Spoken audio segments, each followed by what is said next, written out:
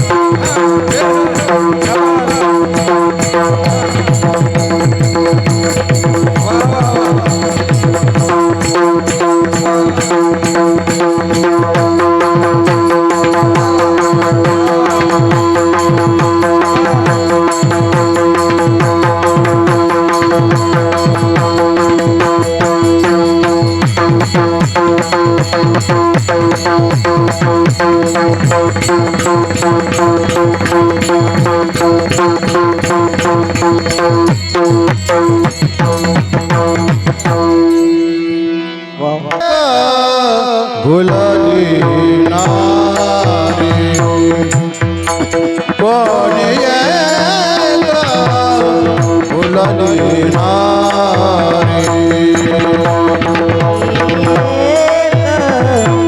भुलली नारी कोणी एक भुलली नारी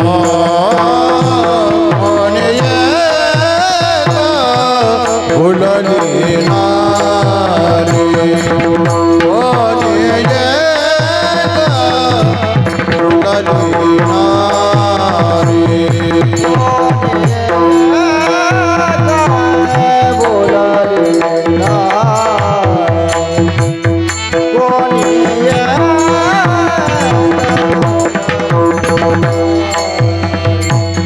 विकता रस क्या मनहारे विकता रस क्या मनहारे देखला डोला वैसला माने देखला डोला वैसला माने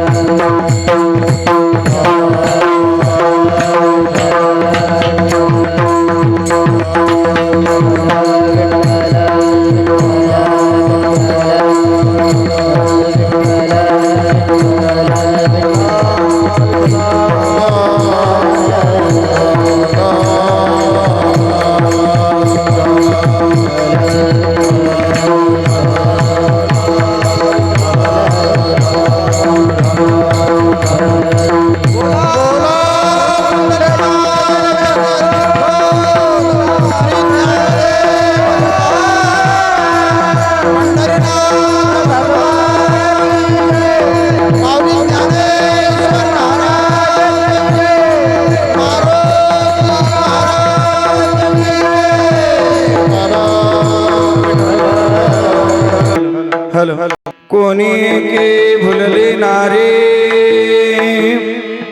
बिकिता गोरस घ्या मने हरी देखिला डोळा बैसला मनी तोची वदनी उच्चारी आपुल्याचा विसर भोडा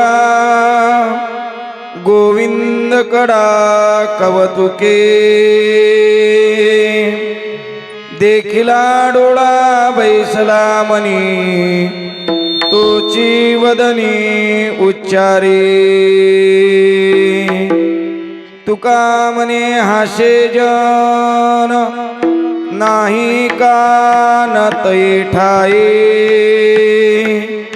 देखिला डोळा बैसला मनी तोची वदनी उच्चारी विठ्ठल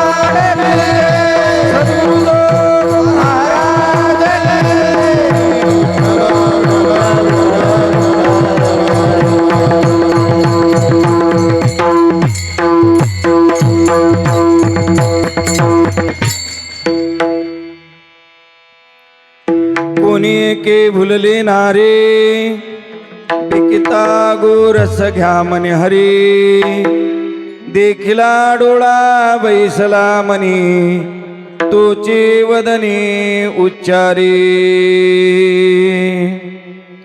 महायोग पेठे तटे भीमरत्या वरम पुंडरीकाय दातुं मुनीन्द्रिः समागत्य तिष्ठन्तमानन्दकन्दम् परब्रह्मलिङ्गं भजे पाण्डुरङ्गम् पांडुरंगा करू प्रतापनवा पांडुरंगा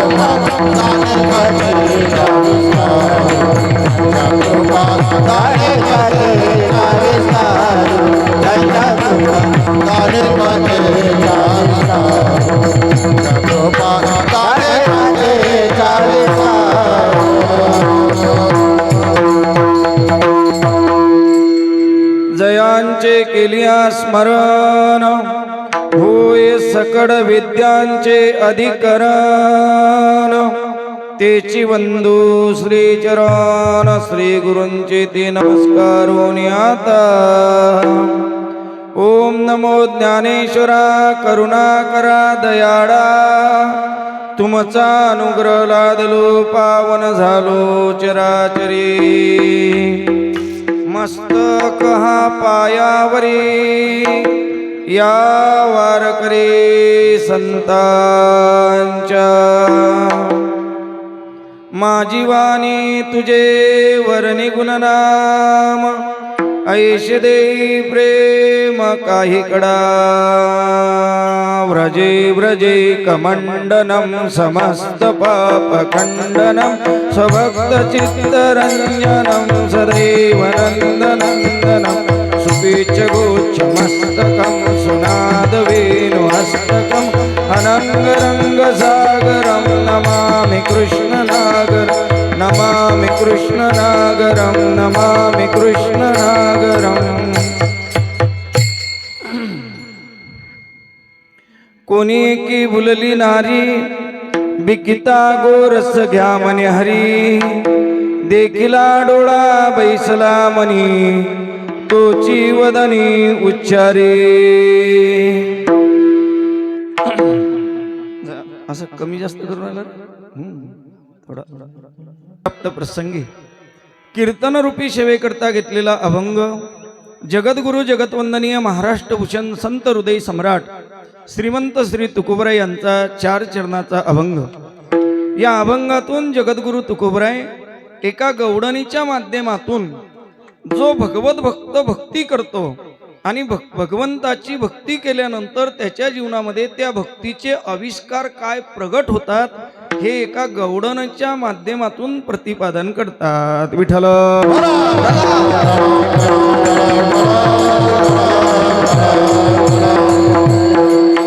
भगवंताचं चिंतन केलं, भगवंताचं भजन केलं, भगवंताच्या रूपाचं वर्णन केलं, भगवंताच्या गुणाचं वर्णन केलं, भगवंताच्या लीलेचं वर्णन केलं आणि त्या लीला गुण स्वरूप कार्य वर्णन केल्यानंतर त्या भगवत भक्ताच्या आयुष्यामध्ये काय एक आगळा वेगळा आविष्कार होतो या विषयाचं चिंतन या अभंगामध्ये फार सुंदर चिंतन आहे। जगद्गुरु तुकोबरायचा हा अभंग आहे। बरं काय होतं बस बोलते का ती नाही बोलत, तू नको बोलू, ती बोलत नाही तू बोलतो। आणि आज आपल्या शिरसगावमध्ये काल्याच्या कीर्तनासाठी तुम्ही आपण सर्वजण उपस्थित आहोत। गेली 7 दिवस झाले आपण भगवंताची कथा श्रवण केली, हरी कीर्तन श्रवण केले।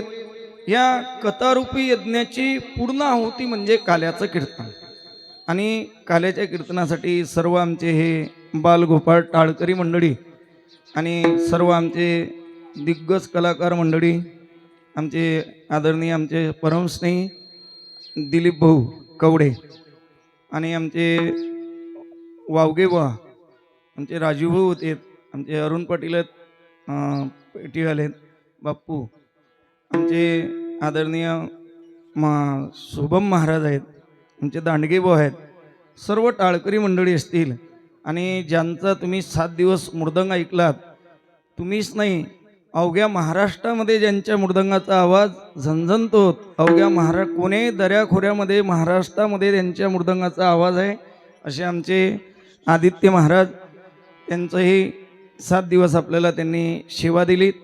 आमचे विष्णुभाऊ आहेत, टेलर आहेत, सर्व प्रेमी मंडळी आहेत आणि सर्व गावकरी मंडळी कार्यकर्ते। जरा आवाज असा दबेल वाटून आला रे बरं कर जरा, हा आवाज वाढा थोडा। आणि सर्व तुम्ही सर्व गावकरी मंडळी आहात। गेली आणि 31 वर्ष झाले आपल्या सप्त्याला, 31वावं वर्ष हे पूर्ण होते, आता 32वावं पाहता पाहता असून आपण आता 3 तपामध्ये जाणार आहोत है ना। 2 तप पूर्ण होऊन गेलेत, आता 3रं पूर्ण होणार आहे आणि 3ऱ्या तपामध्ये आपलं पदार्पण होणार आहे काही दिवसातच। भगवंताची कृपा आहे। एवढे मोठे टाळकरी मंडळी असं वाटून राहिलं आपण आता आळंदीलाच कीर्तन आहे ना, नाहीतर मग गजानन महाराज संस्थांमध्ये दोनच ठिकाणी असे भरगच्च टाळकरी पाहायला भेटतात. एक तर आळंदीला संस्थेमध्ये कीर्तन असलं तर, नाही तर मग गजानन महाराजच्या संस्थेमध्ये आहे ना. एवढे सुंदर टाळकरी आहेत. आणि या सर्व आपल्या परिसरामध्ये आपल्या शिबिराचा हा प्रभाव आहे. शिबिरामध्ये आमचा आदित्य होता, प्रथमेश, त्याने आता कीर्तनही केलं. शिबिराचा प्रवास हा खूप मोठा आहे. म्हणजे बघा, आमचा भागवत आहे, सुंदर कार्यकर्ता झाला, गाते सुंदर. आमचा प्रथमेश आहे, कीर्तनकार झालात. आपल्या शिबिरातून हे मुलं जरी आज टाळघीन उभे असलेत तरी उद्याचे खूप मोठे माणसं आहेत. आमचे छोटे छोटे शिरसगावचे दोन होते दोन ना, ते कृष्णा भाऊचे, गौरव आणि प्रतीक. आज ते डॉक्टर होणार आहेत. मग शिबिरात होते पण अजूनही गळ्यात माडी आहेत. आणि आता डॉक्टर झाल्यानंतर ते काय चांगलाच त्याचा प्रभाव पडणारच आहे ना. अजून तिसरा एक आपल्या गावचा मुलगा शरद भाऊचा, तो डॉक्टर होणार आहे. आमचा राम आहे, मोठा व्यापारी झाला. सर्व असे, शैलेश चांगला मोठा कलाकार झाला. सर्व असे याच्यातून मोठं मुलांची खूप प्रगती झाली. आपली सर्वांची खूप मोठी प्रगती आहे. असं पुनश्च तुम्हा सर्वांना वंदन करून आपण अभंगाला प्रारंभ करू. विठ्ठल.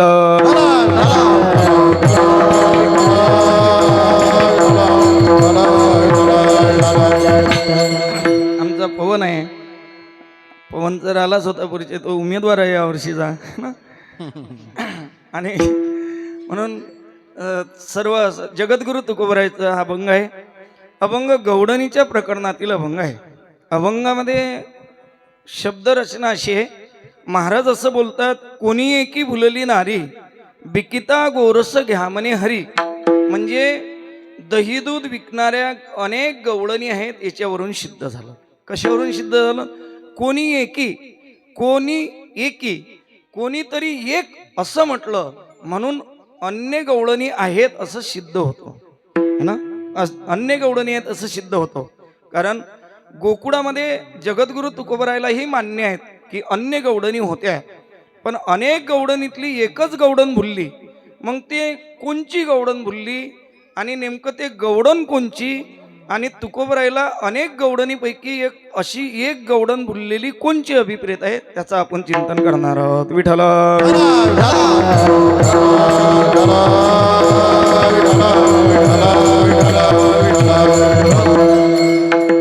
अनेक गवडणी तुकोबराय गोकुळामध्ये आहेत. त्यापैकी गवडणीचे 3 वर्ग केले. शास्त्रकार नाथ महाराज असं म्हणतात, कोणी सुना, कोणी लेकी, कोणी एकी सासू स्वतंत्र.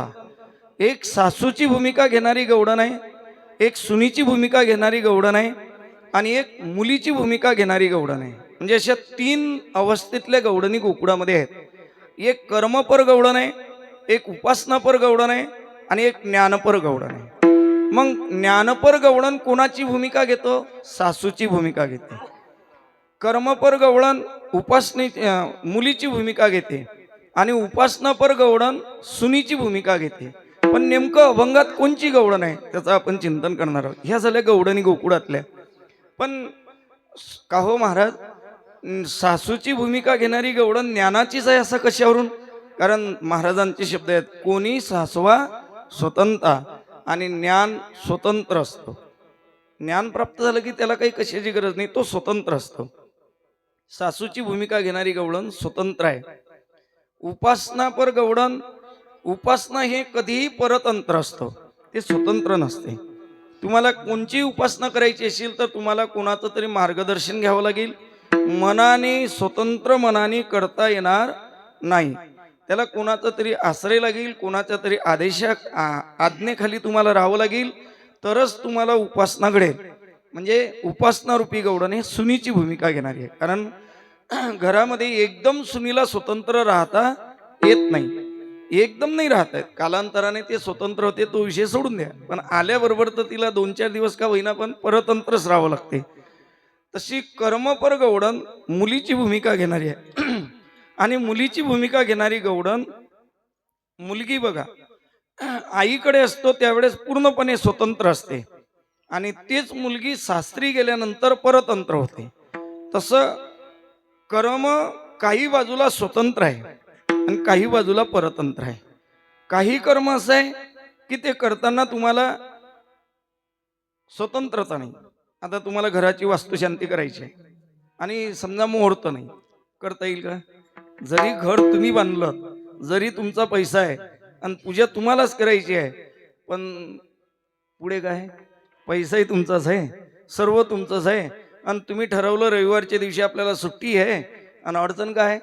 पण ब्राह्मणानं सांगितलं या दिवशी मुहूर्त नाही ना, मुहूर्त नाही तर तुम्हाला करताच येणार नाही. त्या ठिकाणी तुम्ही परत अंतर आहात ना, परत अंतर आहात, स्वतंत्रता नाही. आणि म्हणून काही बाजूला स्वतंत्रता, काही बाजूला परत अंतरता, मुलीची भूमिका आणि उपासनापर गवळण सुनीची भूमिका. आणि सुनीची भूमिका उपासनापर आहे आणि त्या उपासना करतात.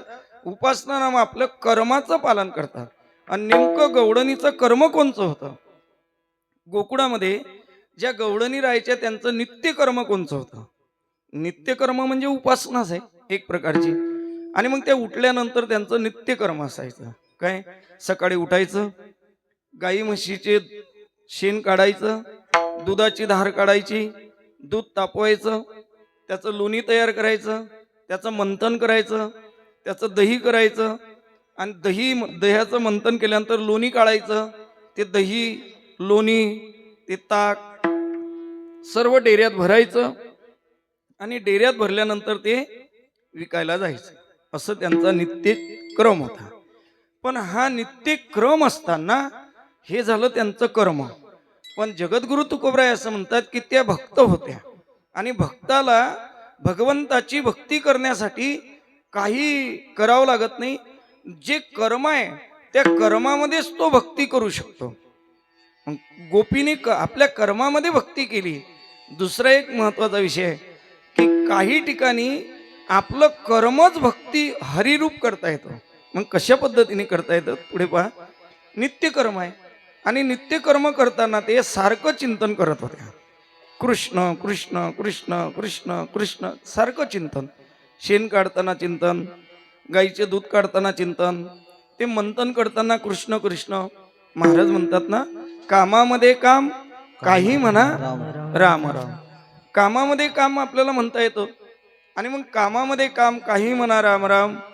जाईल भव श्रम सुख होईल दुःखाचे, जाईल भव श्रम सुख होईल दुःखाचे.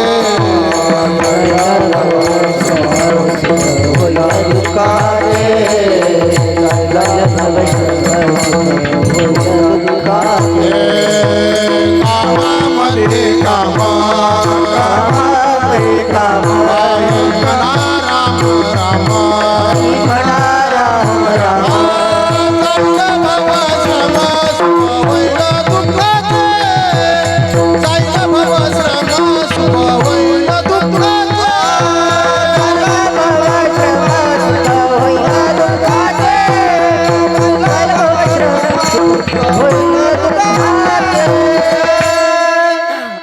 कामामध्ये काम काही म्हणा राम, सुख होईल दुःख जाईल सुख होईल वगैरे सर्व. पण गवळणी काम करत होत्या, विठ्ठल विठ्ठल किंवा कृष्ण कृष्ण म्हणायच्या. आणि मग त्या सर्व गवळणी गोकुळातून दहीदूध विकण्यासाठी जायच्या. पण गोकुळातलं दहीदूध गोपाळांना भेटत नाही आणि गोपाळांना भेटत नाही त्यावेळेस गोपाळांनी देवाला तक्रार केली. आणि तक्रार केल्यानंतर काय झालं? गोपाळांनी देवाकडे तक्रार केली. कृष्णा म्हणे काय, आमच्या घरचं दही दूध आम्हाला भेटत नाही. म्हणे जाते कुठं? कंसाच्या डेअरीत जाते. आमच्या डेअरीत ताक आणि डेअरीत दूध, दूध डेअरीत आणि डेअरीत ताक, असं उलट झालं म्हणे. कृष्ण म्हटलं मग आपल्याला ते प्राप्त करावं लागेल. मग प्राप्त करण्यासाठी काय केलं पाहिजे? मग कन्हैयाने सांगितलं तुम्ही सर्वच्या सर्व संघटित व्हा. आणि संघटित व्हा असं म्हटल्यानंतर सर्व गोपाळ एकत्रित झालेत. आणि मग एकत्रित झाल्यानंतर मीटिंग बसली, त्याची समिती ठरवली आणि मग मीटिंगमध्ये निर्णय झाले. कॅबिनेट मीटिंग झाली है ना आतमध्ये. आणि कन्हैयाने सांगितलं अजिबात गोष्ट फुटली नाही पाहिजे ना, या अंदर की बात आहे. आणि मग कॅबिनेट मीटिंग झाल्यानंतर सांगितलं की उद्या आपल्याला ह्या गवळणी दहीदूध विकायला जातील. मग आपल्याला दहीदूध खायचं कसं? तर एक एक गवळण दहीदूध विकायला जाईल आणि बरोबर रस्त्यात एका एका गवळणीला हेरायचं एका एका गवळणीला पकडायचं, एका एका गवळणीला पकडायचं आणि एका एका गवळणीला लुटायचं, असं कॅबिनेट मीटिंगमध्ये ठरलं. पण ठरल्यानंतर बातमी लिकेज झाली. कशी काय? मेंबर फोडल्या गेले. मेंबर असे फोडल्या गेले, त्यातला आता उद्या आपल्याला एका एका गवळणीला लुटायचा निर्णय झाला. आणि निर्णय झाल्यानंतर एक गोपाळ घरी जेवतच नाही. आणि दुसरा निर्णय काय झाला? कोणाला सांगायचं नाही. पण त्यातला एक बहादर असा होता, संध्याकाळी गेला आणि त्याने विचार केला की उद्या आपल्याला दही दूध लुटायचं आहे आणि उद्या दही दूध खायचं आहे. मग उद्या दही दूध खायचं आहे तर आज जेवणच करायचं नाही. काही जण असतात ना, हो, कधी आहे काला 29ला 27 पासूनच जेवण बंद है ना. मग बायको म्हटले का जेवण करा ना. म्हणे एकादशी आहे का? नाही. उपास आहे का? नाही. तब्येत बरोबर नाही का? सर्व बरोबर आहे. डोकं दुखते का? नाही.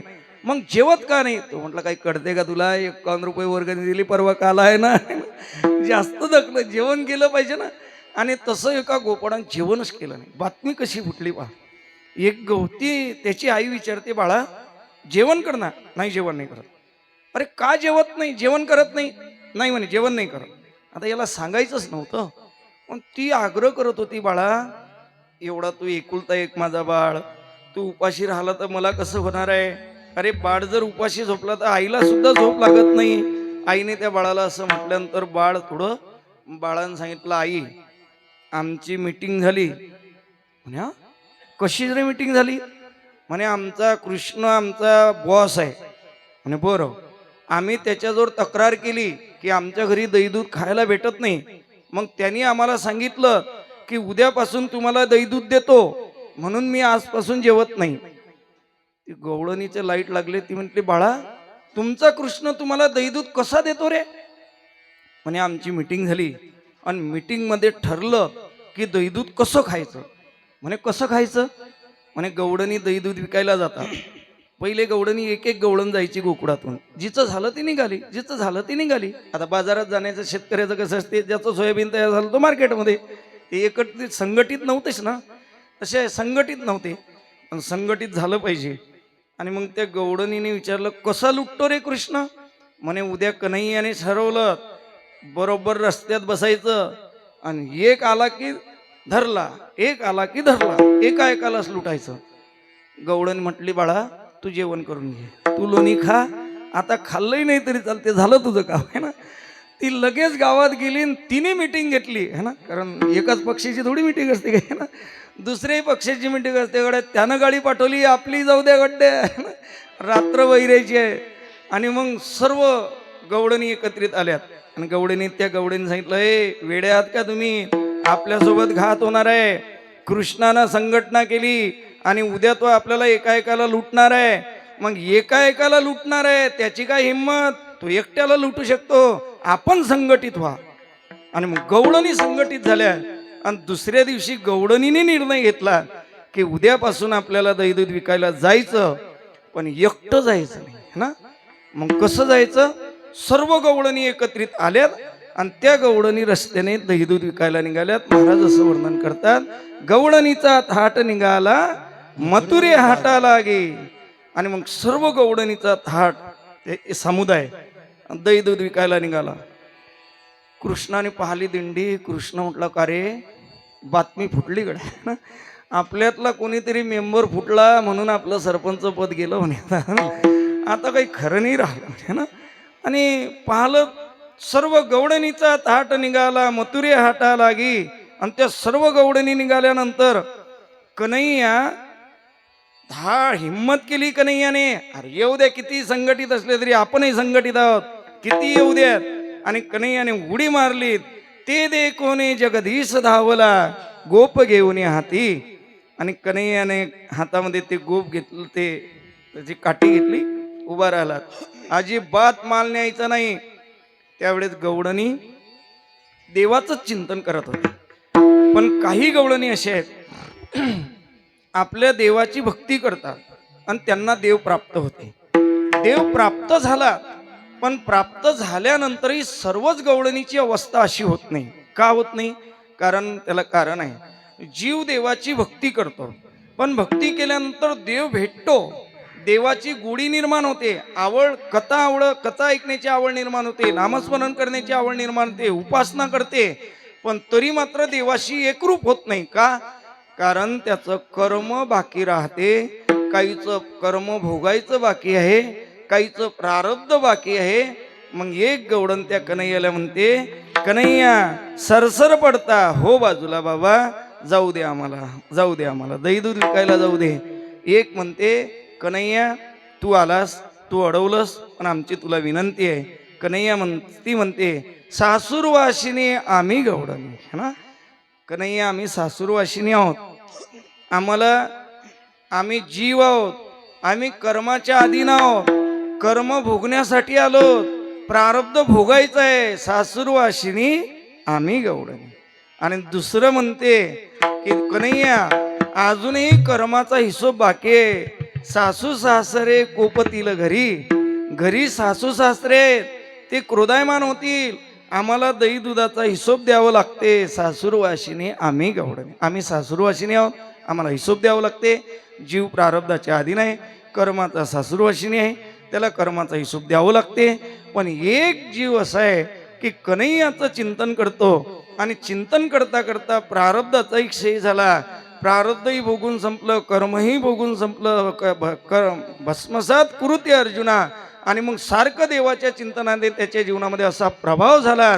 काय प्रभाव झाला महाराज सांगतात अभंगाचं पहिलं. कोणी एक भुलले नारी, कोणी एक भुलले नारी, कोणी एक भुलले नारी, कोणी एक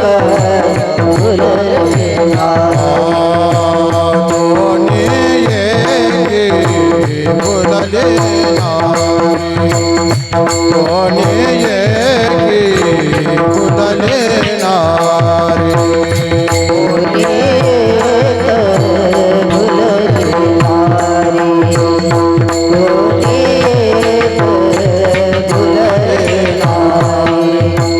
विकता गोरस घ्या म्हणे हरे, विकता गोरस घ्या म्हणे हरे, विकता गोरस घ्या म्हणे हरे, देखिला डोळा पैसला देखिला डोळा पैसला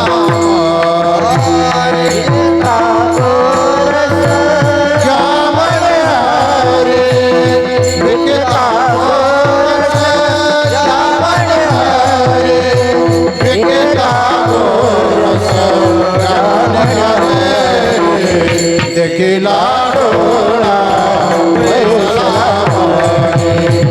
देखिला डोळा पैसला. आणि मग त्या सर्व गवडणीच्या समुदायामध्ये गवडणीचा थाट निघाला, मथुरे हाटा लागे. आणि त्या एवढ्या मोठ्या समुदायामधून एक गवडण अनेक गवडणीने कन्हैयासोबत बोललेत, पण एक गवडण कन्हैयासोबत बोलत नाही. ते कन्हैयाचं चिंतन करते, आणि चिंतन करता करता काय परिणाम होते, आपलं सर्वस्व देवाला समर्पण करते. आणि सर्वस्व समर्पण केल्यामुळे कर्म ही देवाला समर्पण केलं, कर्म देवाला समर्पण केलं. एवढंच नाही, तिने कर्मच हरिरूप बनवलं है ना, कर्मच हरिरूप बनवलं है ना. कसं आहे, काय कर्म होतं तिचं, दही दूध विकायचं. आणि मग ते दही दूध विकायला निघाली, आणि निघाल्यानंतर तिने काय म्हणायला पाहिजे, दही घ्या कोणी, दूध घ्या कोणी. पण ते दही घ्या म्हणत नाही, दूध घ्या म्हणत नाही, ती काय म्हणते, गोविंद घ्या कोणी, दामोदर घ्या कोणी है ना, म्हणतं का, गोविंद घ्या कोणी, दामोदर घ्या असं म्हटल्यानंतर ती म्हणते, बिकिता गोरस घ्या म्हणे हरी. महाराजाचं कोणी एकी भुलली नारी, जे देवाचं चिंतन करून देवाला चिंतन समर्पित केलं, जीवन कर्म समर्पित केलं, आणि कर्म एवढं हरिरूप झालं की तिला दही म्हणायची आठवण राहिली नाही. ती म्हणते, बिकिता गोरस घ्या म्हणे हरी. बिकिता गोरस घ्या म्हणे हरी असं म्हटल्यानंतर असं प्रश्न निर्माण होतो, दयाला दही म्हणणं योग्य आहे का दयाला हरी म्हणणं योग्य आहे? तुमचं नाव काय, तुमचं मत काय, किंवा काय तुमचं मत काय कवडे बा? है ना, दयाला दही म्हणणं बरोबर आहे का हरी म्हणणं बरोबर आहे? नाही, आता ते बोलणार नाही, कारण ते बंदूकच्या गोळ्या भरून राहिल्या, पुढे त्याचं काम आहे ना, ते आता सध्या तर बोलणारच नाही, ते गोळ्या भरणं चालू आहे. थांबा तुम्ही 15 मिनिटं आहे ना, 15 मिनिटानं दाखवून तिने आपली झलक दाखवणार आहे आज ते. आता विठाला विठाला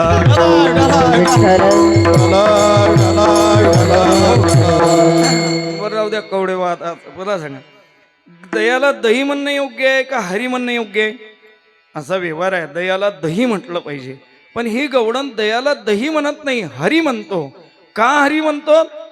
मग तिला विचारलं, सखी दयाला दही म्हटलं पाहिजे, हरी नाही म्हटलं पाहिजे, आणि तू दयाला दही का म्हणतोस?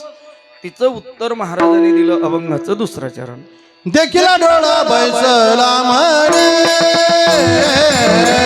देखिला डोळा बैसला म्हणे,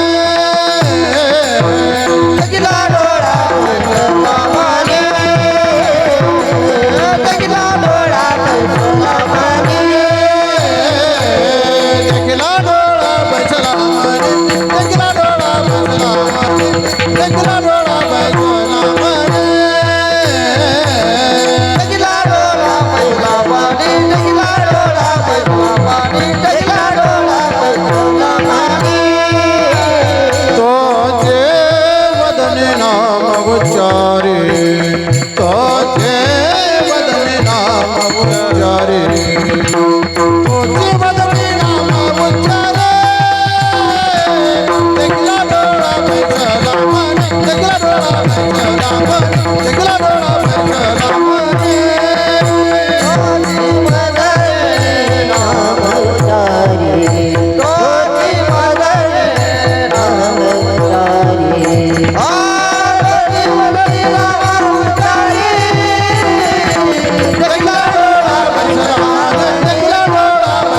म्हणे, देखला डोळा बैसला म्हणे.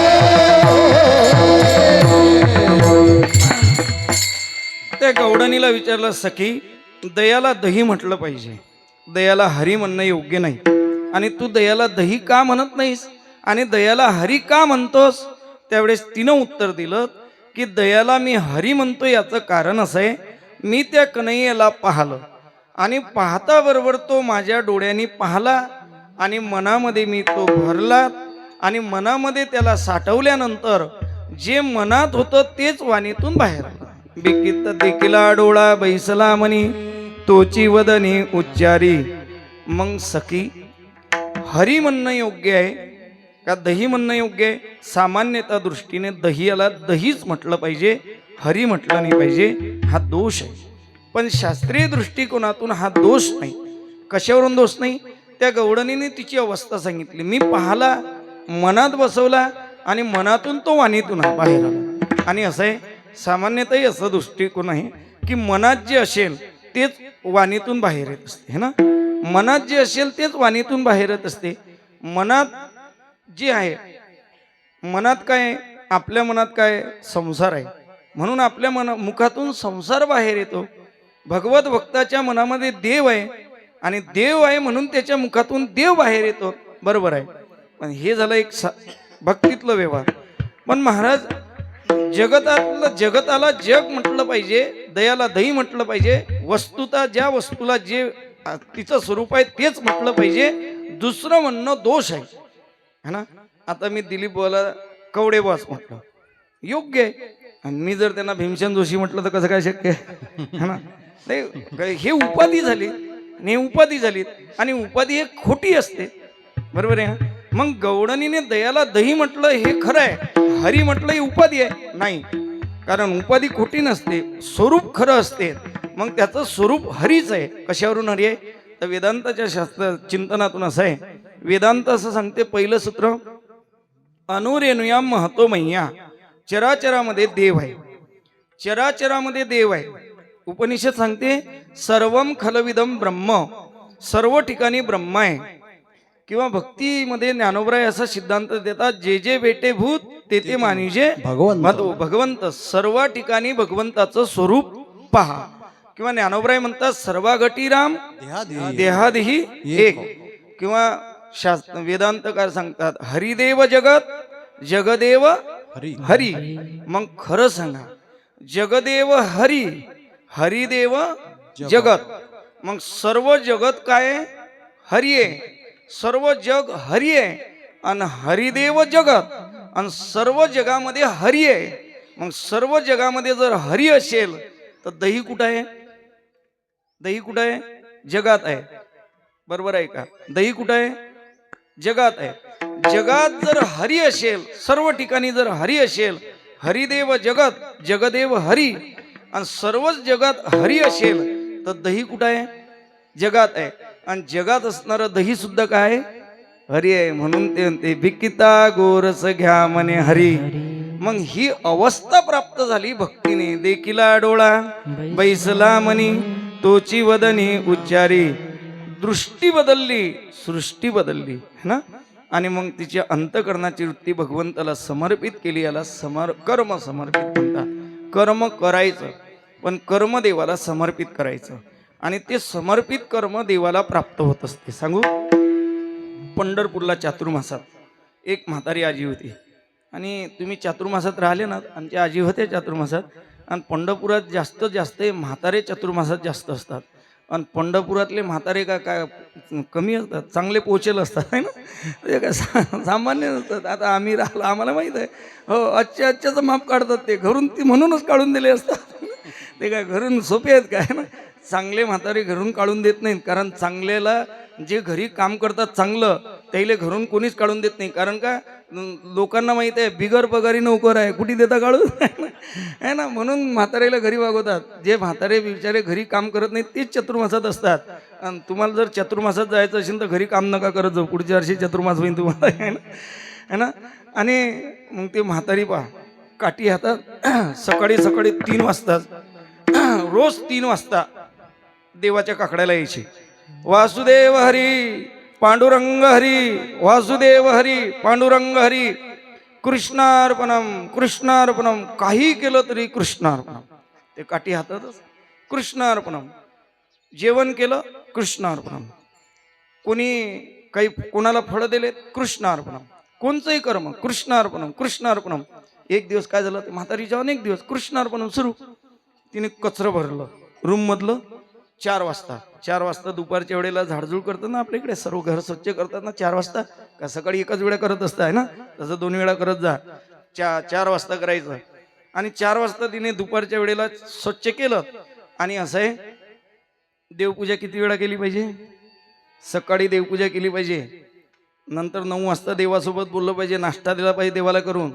तुम्ही सांग, देवाला नाश्ता द्या, आम्ही नरदेवाला देत नाही तर देवाला देतो का? आमचा नरदेव 12 वाजता जेवते, तुमचा देव कुठं लावला है ना.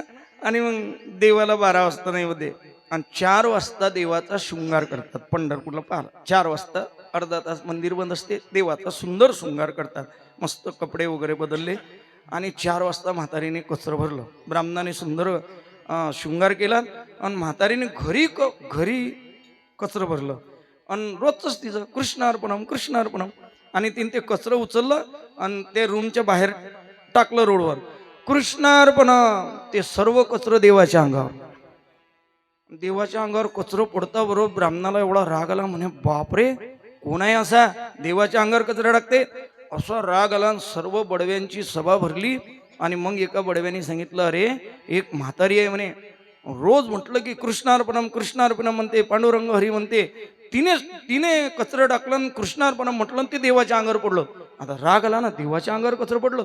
गेले ब्राह्मण म्हातारीच्या घरी आणि एक मारली म्हातारीच्या कानात मारता बरोबर म्हातारीने सांगितलं कृष्णार्पणम. आता कृष्णार्पणम म्हटलं, पण याच्या लक्षातच नाही आलं. घरी आले ब्राह्मण. दुसऱ्या दिवशी सकाळी गेले, देवाचा गाल सुजला. एवढा मोठा 5 बोटाचा पंचा गाल सुजला. देव असा धरूनच बसला आहे ना. काकळा झाला. मग तर गेले, उठा पांडुरंगा. म्हटले, झोपलोच नाही तर उठायची काय गरज आहे? रात्रभर विना पारा गेला म्हणे, झोपलोच नाही, उठायचं काय म्हणता? भक्त गेले, दरवाजा उघडला. देवा कोणी मारलं? ब्राह्मण आले, व्हा बाजूला, व्हा बाजूला. देवा कोणी मारलं सांग, आम्ही तुझे सेवक आहोत, सांग कोणी मारलं. म्हणे बाबा जवळच्या माणसाशिवाय दुसरा कोण घात करते जे घात ना, दुसऱ्याला काय घेणं नाही. जवळचेच कांड्या करत असतात जास्त आहे ना, दुसरे नसतात करत. जवळचे तेच काम असते कांड्या करणं. आणि म्हणे जवळच्यानेच मारलं. म्हणे आम्ही, म्हणे देवा आम्ही तुझी रोज पूजा करतो, आम्ही मारणार तरी का तुला? मारलं म्हणे. आठवा, एक ब्राह्मण आले, डोळ्यातून अश्रू आले. अरे म्हणे बरोबर आहे, आपण त्या म्हातारीला मारलं आणि तिचं वाक्य होतं कृष्णार्पणम, आणि ते देवाला लागलं आहे ना. समर्पण केलं, कर्म समर्पण करता येतं. तिने जर कृष्णार्पणम म्हटलं तर तिला घरी मारलेलं देवाच्या गालावर 5 बोटं म्हटले. हिनेही आपलं कर्म समर्पण केलं देवाला कृष्ण कृष्ण करून, आणि तो कृष्ण मनामध्ये बसल्यानंतर कृष्ण मुखातून बाहेर आल्यामुळे तिला दही दिसू लागलं नाही. ती म्हणते बिकिता गोरस घ्या म्हणे हरी विठ्ठल.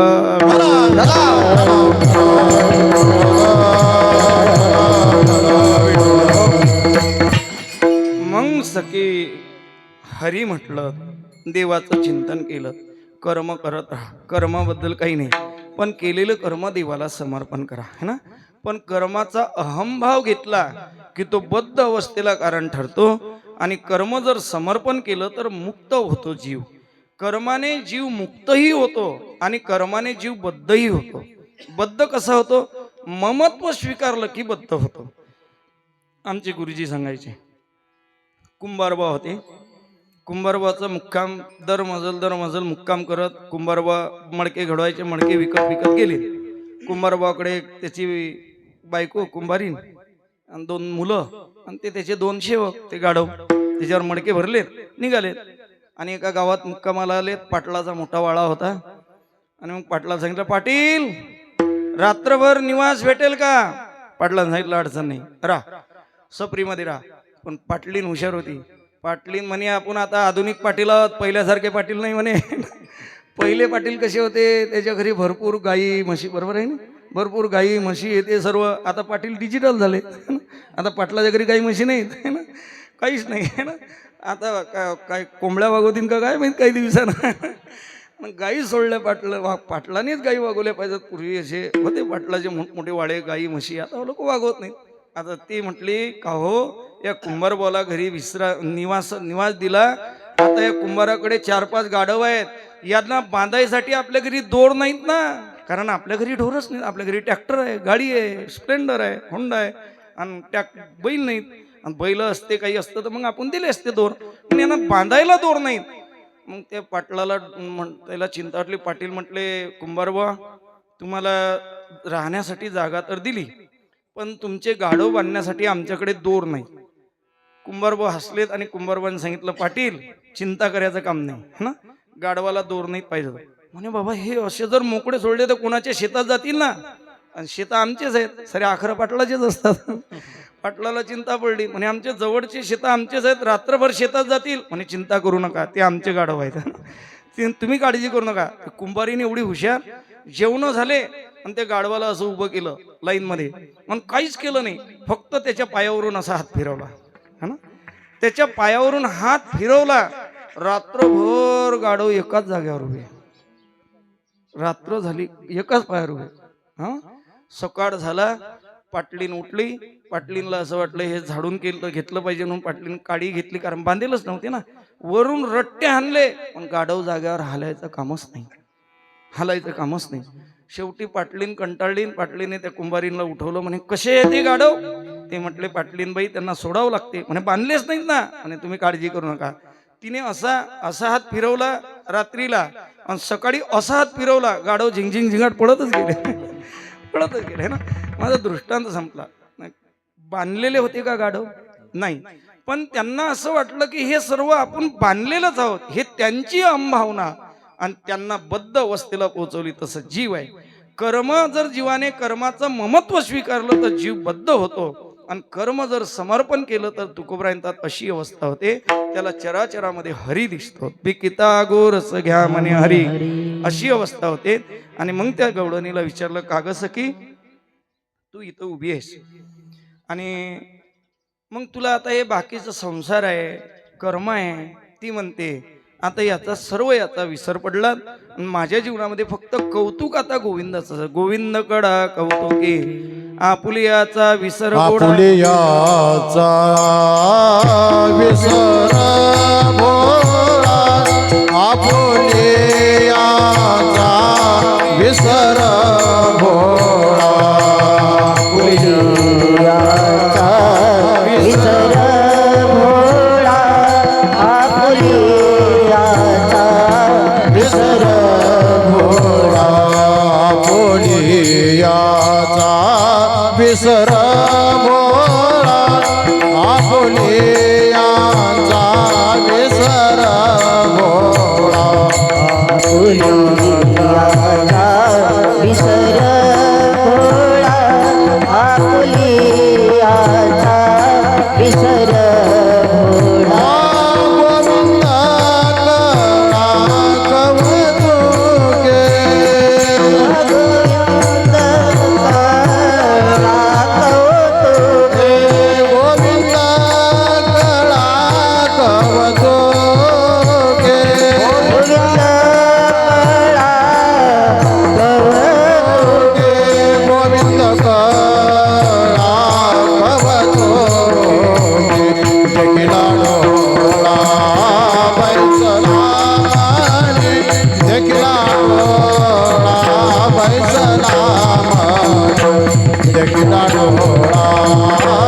बैसला माने देखिला डोळा बैसला माने देखिला डोळा बैसला माने देखिला डोळा बैसला माने देखिला डोळा बैसला माने देखिला डोळा बैसला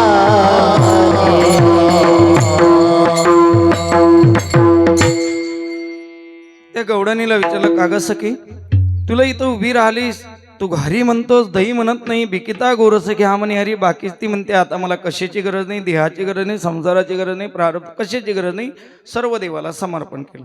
पण दुसरं असं आहे, पण समर्पण देवाला कर्म समर्पण केलं, हरी म्हणू लागलीत. बिकिता गोरस की हा म्हणे हरी, इथं हरी हरी करत बसलीत. पण व्यवहार असा आहे, जगामध्ये राहिल्यानंतर लोक तुला हसतील ना. आणि असं आहे, लोकायत मत मी सांगत असतो, लोकायत मत माणसाने कधीच जीवनामध्ये स्वीकारू नये. सर्वात मोठा रोग आहे लोक काय म्हणतील, है ना. आणि प्रत्येक माणसाच्या जीवनात तेच आहेत, लोक काय म्हणतील याचीच माणसाला भीती आहे, पण देव काय म्हणेल याची चिंताच नाही, है ना. म्हणून देवाची चिंता केली पाहिजे, लोकांची चिंता केली नाही पाहिजे. लोक काही असू द्यात. आणि असं आहे, लोक हे कसे आहेत, हवेसारखे आहेत. आणि तुम्ही जर देवाचं चिंतन केलं तर हे लोकायत मत आपोआप बंद होते. मी तुम्हाला एक उदाहरण सांगू. अंतकरणामध्ये जर तुम्ही देवाचं चिंतन केलं तर हरित म्हणून लागलीच ते गवडण. पण तुमची अवस्था अशी होते की जगातलं कोणतं दुःख तुम्हाला स्पर्श करू शकत नाही. पण कधी मनातून देवाचं चिंतन केलं पाहिजे आणि लोकांनी म्हटलेलं न ऐकलं पाहिजे. तुकोबरायाचं प्रमाण आहे.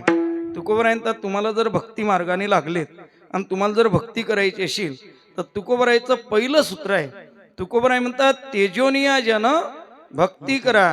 कारण लोकांचा त्याग केल्याशिवाय तुमची भक्ती सफलच होणार नाही. कारण लोक तुम्हाला भक्ती करूच देणार नाहीत. लोक असे आहेत, लग्न करू जाता म्हणती मातला न करू जाता म्हणती. एखाद्याने म्हटलं बा मी करतच नाही, लोक शंका घेतील. आणि लोकांना म्हटलं बा करायचंच आहे, लोकांनी उन्मत्त झाला आहे ना. लोक काही बोलते. म्हणून लोकायत मत त्यागलं पाहिजे. आणि जीवाला जे दुःख आहे ना, हे सर्व लोकायत मतापासून आहे. कसं आहे, आणि साधूला दुःख का नाही, कारण लोकायत मतापासून नाही. ते गवडण फार सुंदर सांगते. म्हणून बा मी एक उदाहरण सांगत असतो. काहीच नाही, जग जसं आहे तसंच आहे. पण आपल्याला वाटते संसाराचं दुःख आहे, जगाचं दुःख आहे. काही दुःख नाही. फक्त तुम्ही काय करा, असं आहे, साधू महात्मा रस्त्याने चाललेत. मी तुम्हाला उदाहरण सांगेल. दुःख अंतकरणात कुठं आहे, कुठंच नाही. दुःखच नाही जगामध्ये, पण आपण ते लावून घेतलं म्हणून दुःख आहे. नाही तर दुःख आहे का. साधू रस्त्याने चाललेत आणि रस्त्याने चालल्यानंतर शिष्य सोबत होता. आणि शिष्य सोबत होता सकाळी सकाळी साधू महाराज एका गंगेच्या किनाऱ्यावर स्नान केलं. वडाचं झाड होतं, मिस्त विशाल वटवृक्ष छायेमध्ये भगवंताचं चिंतन करत साधू महात्मे बसले. आणि साधू महात्मे बसल्यानंतर साधूला समाधी लागली. आणि समाधी लागल्यानंतर शेजारी मंदिर होतं आणि मंदिरातून काकळा संपला. 10-5 टाळकरी बाहेर आलेत, 10-5 महिला मंडळी बाहेर आल्यात माता भगिनी काकळा करून.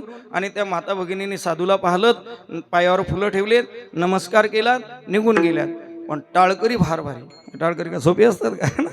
टाळकरी भारी. त्यातला एक तंबाखू घोटत म्हणते, का रे हा आपला मंदिरात काकळा सुरू आणि हा साधू बाबा बाहेर कशाला बसला? आता दुसऱ्यानं गप राहायला पाहिजे ना. दुसरं म्हटलं कसं काय येईल, काकळा पाठ नाही म्हणून बसला इथं. काही गरज आहे का? काही गरज आहे का? तो शिष्य होता गुरुजीचा. त्या गुरुजीच्या शिष्याला गुरुजीला बोलल्यामुळे त्याला राग येत होता. त्याच्या हाताच्या मोठा झाल्या, डोळे लाल झालेत. म्हणजे आमच्या गुरुजीला असं बोलतात. बरं, हे टाळकरी गेले.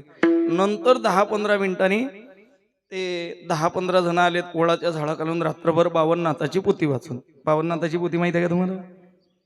ते मंदिरात नसते, मंदिरात नवनाथाची पोथी असते. हे बावननाथाची पोथी गावाच्या बाहेर वडाच्या झाडाखाली. बरोबर आहे ना? हा आहे ना? चावडीवर. अरे बाप, घरीच आहे ना, घरीच तरी माहिती आहे. आणि मग ते आले. त्यातला एक म्हटलं, काय रे आपण कमी हारलो म्हणून घरी चाललो, हे जास्त हारलो वाटते म्हणून इथं बसलं. आता काही गरज आहे का? शिष्याला राग आला. शिष्याचे डोळे लाल जोरत झाले. एवढ्यावर थांबलं नाही. 4-5 देशी भक्त आले. रात्रीची उतरलीच नव्हती ना. आणि मग ते आले डोलत डालत. त्यातला एक म्हणतो, वाह चढायला पाहिजे तर अशी.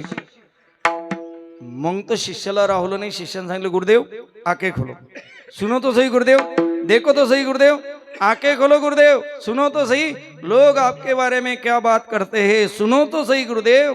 गुरुजीने शिष्याला उत्तर दिलं, गुरुदेव सुनो तो सही, बाहर आपके बारे में क्या हवा चल रही है, देखो तो सही गुरुदेव आपके बारे में क्या हवा चल रही है बाहर. गुरुजी डोळे उघडले. गुरुजीने शिष्याला सांगितलं कि बेटा ये हवा आने वाली खिड़की 12 साल हो गई बंद कर दी है ना. आपल्या खिडक्या उघड्या आहेत म्हणून दुःख आहे विठ्ठल.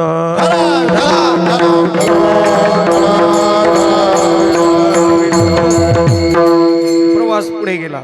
आता दुःख आहे? अजिबात दुःख नाही. खिडक्या बंद केल्यात आणि खिडक्या उघड्या असले कसं नसलेलं दुःख आहे ते पुढे आहे का? शिष्य पुढे गेला. काही संबंध आहे का? आता काहीच नाही. गेला पुढे गेल्यानंतर मारुतीच्या मंदिरावर रात्री मुक्काम झाला. उन्हाळ्याचे दिवस. आता त्या गावात होतं लग्न. आता लग्न, संन्यासी महात्मा आणि शिष्य 2 जण मोठ्यावर बसले. ते लग्नाची मिरवणूक समोर आली आणि ते बँड आणि तो ढोल आणि ते पोरं नाचून राहिले आणि ते सर्व ताल. आणि त्या पोराने गुरुजीला विचार, गुरुदेव ये क्या है? गुरुदेव बोले, बेटा वो घोड़े पे बैठा हुआ है, वो दुल्हा है, उसकी शादी होने वाली है, उसको बीबी आएगी, बाल बच्चे हो गए, ये बच्चे ढोल बजा रहे, बच्चे नाच रहे, शादी होने वाली है. त्या पोराने ते ऐकलं. काहीच ऐकलं. ते ऐकलं आणि त्याचं चिंतन केलं. आणि चिंतन करता ते पोरग झोपलं आणि झोपल्यानंतर त्याला पडलं स्वप्न. आता स्वप्नातच लग्न होतील पुढे है ना. आता स्वप्नात त्याचं लग्न झालं ना. स्वप्नात लग्न झालं. स्वप्नात बरं स्वप्नात लग्न झालं. बैंड ढोल, बच्चे नाच रहे, ढोल बजा रहे, तो घोड़े पे बैठा हुआ है, वो दुल्हा है, सर्व दुल्हन आले वाली है, दुल्हनही आली, लग्नही झालं, ढोलही वाजला, सर्व झालं स्वप्नात बरं. आणि मग स्वप्नात त्याला एक पोरगही झालं. हा झोपलेला होता पलंगा वट्यावर. स्वप्नात सांगतो पलंगावर झोपला तर पाहता दुसरंही पोरग झालं. मग ते स्वप्नातली बायको आली म्हणे, हो पोराला पलंगावर टाकायचं आहे, सरका जोडे. ते थोडंसं सरकलं. म्हणे दुसऱ्या पोराला टाकायचं आहे, सरका थोडे. थोडंसं सरकलं. नाही म्हणे थोडं सरकलं. आणि जसं सरकलं तसं वट्यावरून आपटलं है ना. जसं आपटलं तसं त्याने आवाज दिला, गुरुदेव. गुरुदेव बोले, क्या हो गया बेटा? गुरुदेव मेरी दुल्हन कहाँ है? गुरुदेव बोले, मुझे नहीं मिली तर तुझे कहाँ से? है ना. नसलेलं दुःख जीवाला भोगावं लागलं का? विषयाचं जर चिंतन केलं तर त्याला विषयाची अनुभूती आली. आणि ती गवडण म्हणते, मी कन्हैयाचं चिंतन केलं, कन्हैयाला मनामध्ये बसवलं, म्हणून माझ्या मुखातून शब्द आले, बिकिता गोर सगळ्या म्हणे हरी, का देखिला डोळा बैसला म्हणी. आणि दुसरं आहे की तो म्हणतो, जगातलं सर्व लोकांनी माझी निंदा केली पण कोण्याच गोष्टीचा माझ्यावर असर झाला नाही. क्यों 12 साल हो गई खिडकी बंद कर दी. याचं उत्तर सांगतात महाराज अभंगाचं शेवट. तुका म्हणे हासे जाना तुका मान जाना तुका मान जाना तुका मान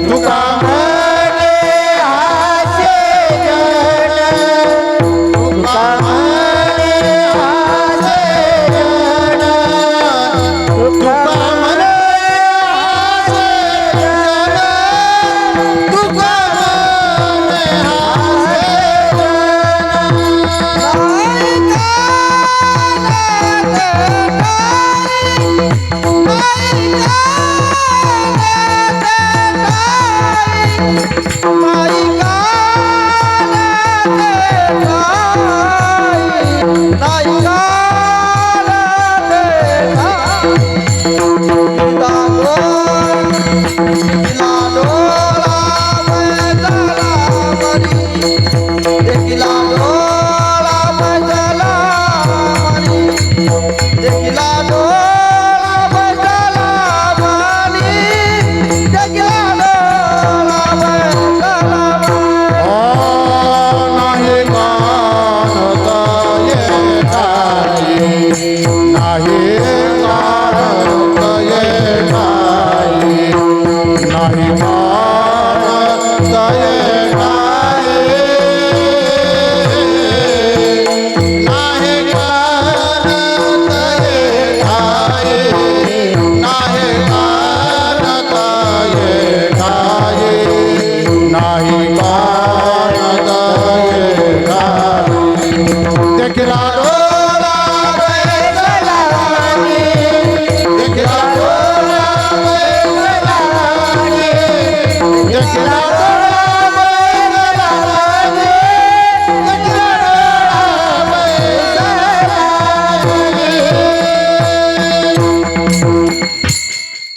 महाराज असं म्हणतात, त्या गवडणीला विचारलं, का ग सखी तू देवाला पाहिलं, मुखातून देव येऊन राहिलात, पण लोक तुला हसतील ना. ती म्हटली हसू द्या, मला त्याची काहीच गरज नाही. तुका म्हणे हाशेजन नाही कान तये ठाई, तरच आपली भक्ती होते. नाहीतर आपण कितीही देवाची पूजा करा, देवावर प्रेम करा, नामस्मरण करा, साधी माळ हातात घेऊन घेतलं की लोक हसतात. पण लोकांना पाहिलं की आपण माळा खिशा म्हणजे जप करा वाटत नाही, असे लोक आहेत. तुम्ही वृंदावन मध्ये जा, सर्वांच्या हातात कृष्ण असतो, माळी असतात, कोणी कोणाला म्हणत नाही. पण आपल्या इकडे जर एखाद्याने केलं की लोक त्याच्याकडे असो नजरीने पाहतात की जसं काही याने 4 एकर तूर ढोरं चारले तुरी दिली. हे संबंध आहे का रे का तुझा आहे ना, जे करू दे ना त्याला माळ. पण तेवढंच नाही, एखाद्या नवीन माणसानं जर गंध लावलं तर लोक त्याच्याकडे असे पाहतात की बाप रे बाप, जसं काही फारच मोठा आचार्य आहे ना. अरे का, म्हणून लोकांकडे पाहून तुका म्हणे हाशेजन नाही कानात ठाई. जीवनामध्ये तुकोबर गवडण सांगते, भक्ती करा, देवाचं चिंतन केलं, असा अभंगाचा भाव आहे. अभंग फार सुंदर आहे, आपल्याला पुन्हाही विस्तार करता येईल.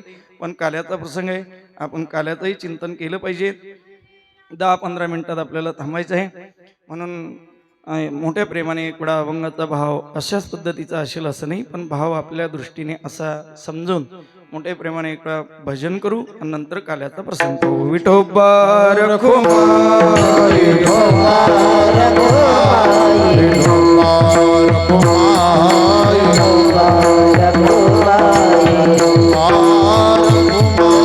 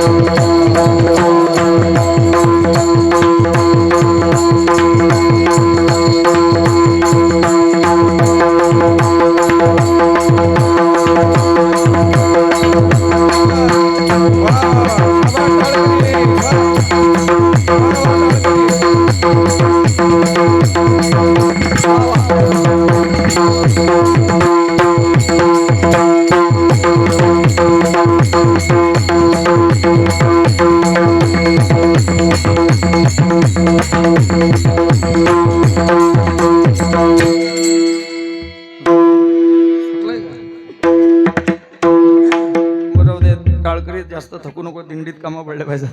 अभंगाचा भाव पाहिला, काल्याचा प्रसंग आहे. काल्याचं चिंतन आपण पाहणार आहोत. काला कशाला म्हणतात याचे 3 भाव आपल्याला पाहिजे आहेत. 3 प्रकारचा काला आहे. एक हरिनामाचा खिचडी काला, एक दही भाताचा काला आणि एक जीव ब्रह्म ऐक्य ज्ञानाचा काला. हरिनामाचा काला, दही भाताचा काला आणि जीव ब्रह्म ऐक्य ज्ञानाचा काला. काला म्हणजे जीवनाची साधना सफल झाली याचं नाव काला. काला म्हणजे ब्रह्मज्ञान. कोहम कतमिदम जातम, तू कोण आहेस, तू कुठून आलास, तुला कुठं जायचं आहे याचं ज्ञान प्राप्त करून घेण्यासाठी आला, त्याचं नाव काला है ना. आणि जर हे प्राप्त केलंच नाही तर त्याला विचार जाते का आला है ना, त्याचं नाव काला है ना, त्याचं नाव काला. का आलात तर कोहम कतमिदम जातम एवढ्यासाठी तो आलात. आणि मग काला कसा केलात? काला म्हणजे देवाचा आणि भक्ताचा संगम, याचं नाव काला. काला हा नेहमी द्वैतात होत असतो, अभेदात होत नाही. म्हणून काला ब्रह्मलोकात नाही, काला स्वर्गात नाही आणि काला वैकुंठात नाही. वैकुंठी तो ऐशे नाही कवड काही काल्याचे, किंवा स्वर्गी जे अमर इच्छिताची देवा मृत्यूलोके व्हावा जन्मामा. कारण मृत्यूलोकामध्ये काला आहे. का मृत्यूलोकामध्ये काला आहे? कारण काल्यासाठी द्वंद्व लागतो, देव लागतो आणि भक्त लागतात. आणि वैकुंठामध्ये फक्त देव आहे, भक्त नाही. कारण भक्त तिथं गेला की तो देवच होतो, त्याचं नाव वैकुंठ. वैकुंठामध्ये ब्रह्मलोकामध्ये ब्रह्मदेव आहे, गायत्री आहे, सरस्वती आहे, सर्व आहे, राजहंस आहे, सर्व आहे. पण भक्त नाहीत आणि का देव नाही, काला नाही. स्वर्गात काय काही नाही. स्वर्गात सर्वच आहे. ज्ञानेश्वरीचा 9वा देवाचा ज्ञानोबराय वर्णन करतात. ते तर कामधेनूची खिल्लारे, चिंतामणीची कल्पतरू. चिंतामणीच्या बागा आहेत, रोड आहेत, कल्पतरूच्या बागा आहेत, कामधेनूची खिल्लारी आहेत. ते तर उर्वशी आहेत, रंभेसारख्या उर्वशी आहेत, अमृत आहे, सर्व गोष्टी आहेत. पण कवड काही काल्याचे, काला मात्र तिथं नाही. म्हणून स्वर्गातले देव इथं इच्छा व्यक्त करतात. भगवंत हा काला करतात, देवाचा आणि भक्ताचा संगम, याचं नाव काला. आणि मग गोकुळामध्ये भगवंत अवतीर्ण होतात. गोकुळामध्ये भगवंत प्रगट झालेत आणि प्रगट झाल्यानंतर भगवंताला रांगायला लागले भगवंत. आणि भगवंत एक दिवस यशोदेच्या जवळ बसले. आणि यशोदेच्या जवळ बसल्यानंतर यशोदेला म्हणाले की मला भूक लागली, खायला दे, भूक लागली, खायला दे. 12 वाजलेत, बसवा पंगत है ना, 12 वाजले, बसवा पंगत. पण यशोदा काही ऐकत नाही. शेवटी कन्हैयाने रडायला सुरुवात केली. रडू नको बाळा, मी पाण्याला जाते. रडू नको बाळा, मी पाण्याला जाते. पाण्याला जाते, पाणी घेऊन ये. पाण्याला जाते, पाणी घेऊन ये. रडू नको बाळा, मी पाण्याला जाते.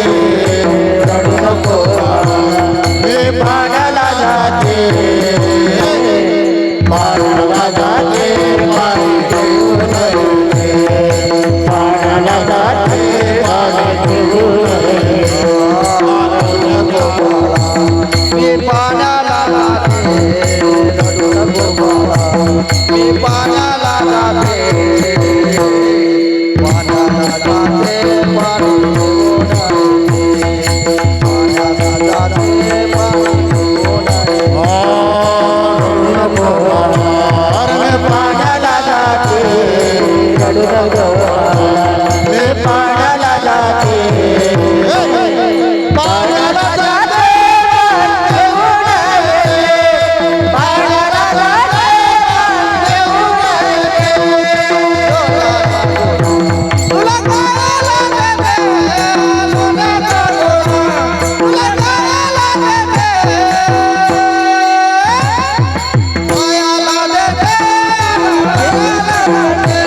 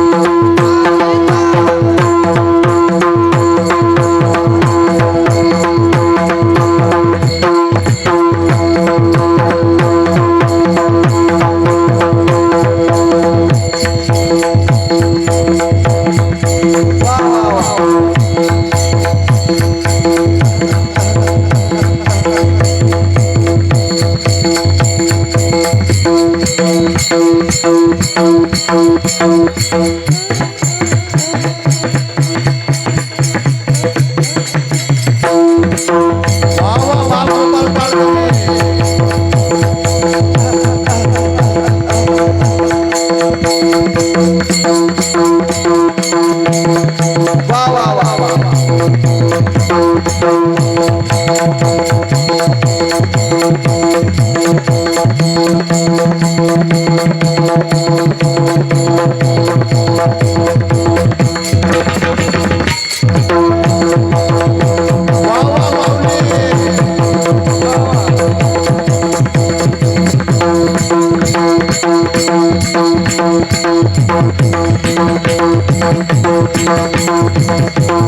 माऊली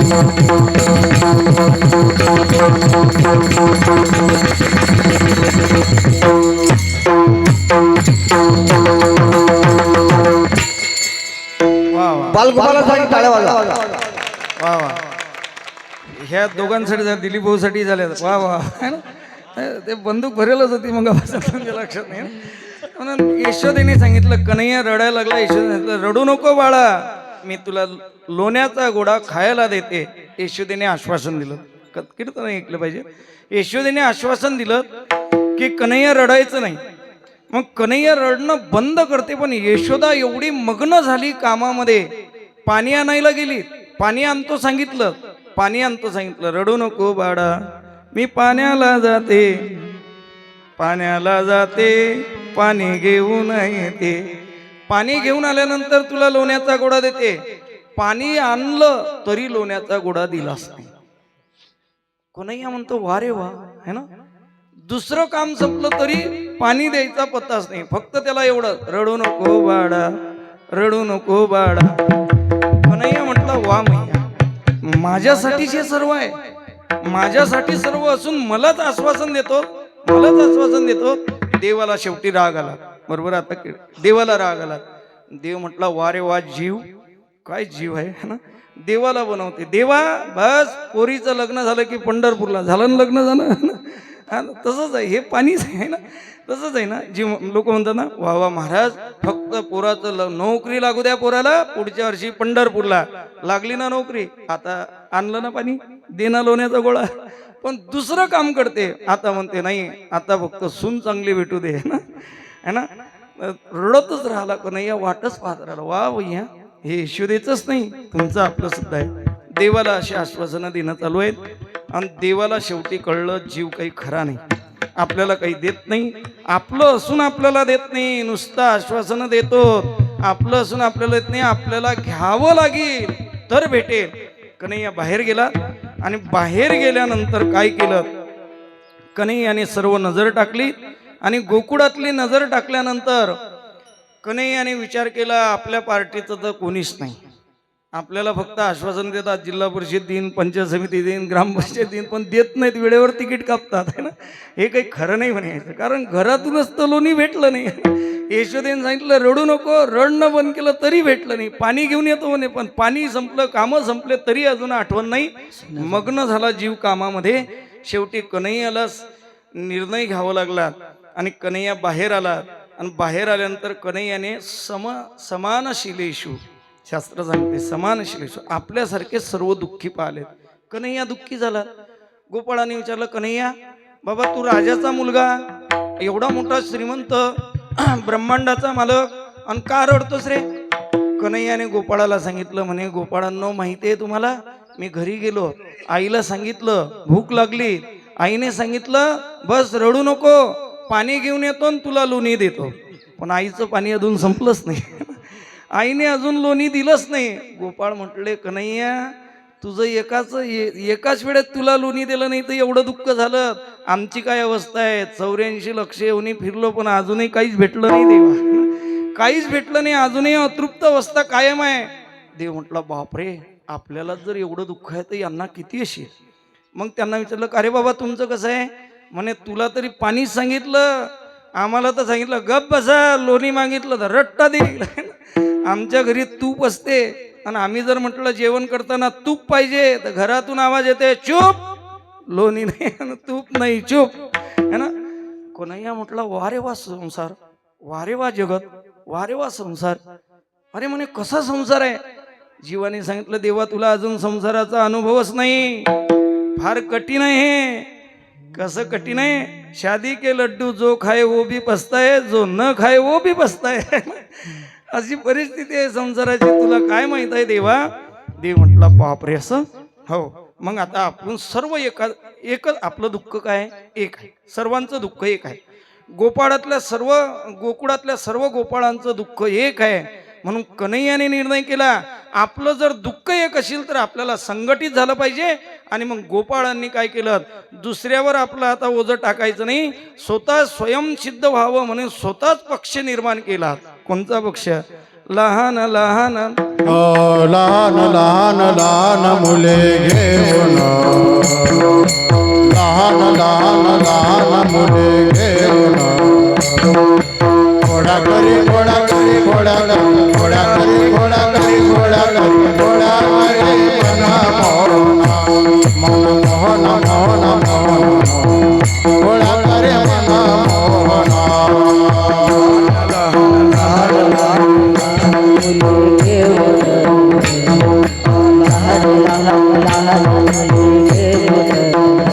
घोडा करी घोडा करी घोडा करी घोडा करी मन